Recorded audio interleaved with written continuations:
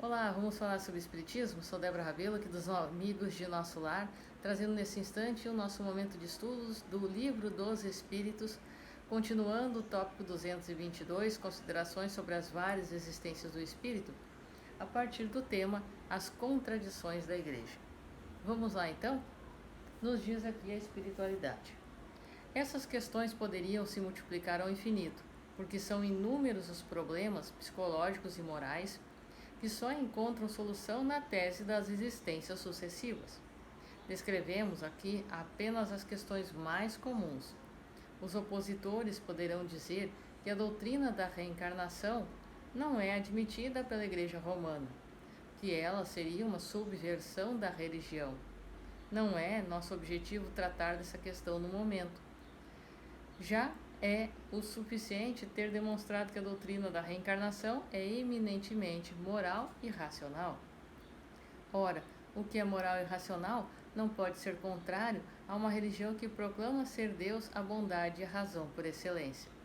O que seria de uma religião que se colocasse contra a opinião universal e a comprovação da ciência, expulsando do seu convívio aqueles que não acreditassem no movimento do Sol ou nas leis nos 6 dias da criação? Que crédito mereceria e que autoridade teria, entre os povos mais esclarecidos, uma religião fundamentada em erros evidentes e que os impusesse como artigo de fé e a seus seguidores? Quando o movimento da Terra em relação ao Sol foi comprovado, a Igreja sabiamente se colocou ao lado da comprovação. Se está provado que determinados fatos só podem ser explicados pela reencarnação, é preciso reconhecer que a discordância entre a doutrina da reencarnação e esses dogmas é apenas aparente. Mais adiante mostraremos que a religião talvez seja menos afastada da tese das vidas sucessivas do que se pensa. Se ela admitisse essa tese, não sofreria mais danos do que já sofreu com as descobertas do movimento da Terra e dos períodos geológicos, que, a princípio, pareciam desmentir os textos bíblicos. Aliás, o princípio da reencarnação está ressaltado em muitas passagens das Escrituras e encontra-se especialmente formulado de maneira explícita no Evangelho. Observações. Artigos de fé, verdades nas quais é preciso se acreditar mesmo que elas firam a razão. Ou seja, a palavra em si, reencarnação, não consta na Bíblia. Há coisas novas, palavras novas. Ela vem a partir da codificação e é colocada desta forma por Allan Kardec. Mas os fatos em si, desde o início dos tempos na Terra, já vem trazendo suas comprovações e seus exemplos, melhor dizendo, e são inúmeros na Bíblia, até mesmo nas questões que tratam-se de mediunidade, que nós vemos colocado através da palavra dom na Bíblia. Mas assim, nós não estamos falando de uma religião, nós não estamos falando de algo que venha a ser contraditório ao que foi trazido pela espiritualidade na Bíblia. Ou seja, aonde se encontra o amor, o Evangelho de Cristo, a lei de justiça, amor e caridade, não pode haver contradição. E sim, como nos dizia o nosso querido irmão Allan Kardec, já posteriormente o Evangelho segundo o Espiritismo.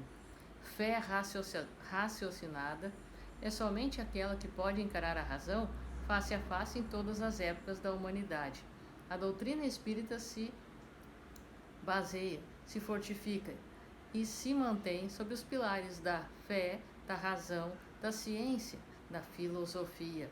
Ou seja, ela não contradiz, ela explica. Crer, mas saber por que crer. E tudo isto encontra-se em várias partes do nosso Evangelho, trazido ali nos ensinamentos de Cristo e de vários outros períodos também que constam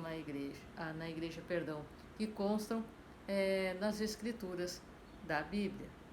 Porém, muitas vezes, para se ter ainda o domínio sobre certas questões, não se coloca ou não se amplia e não se põe à discussão teses, às vezes com medo de trazer a verdade e que a luz, muitas vezes, faça com que os fatos que estão opondo e mantendo muitas vezes cativo um determinado número de pessoas, não permita que eles então encontrem a sua liberdade.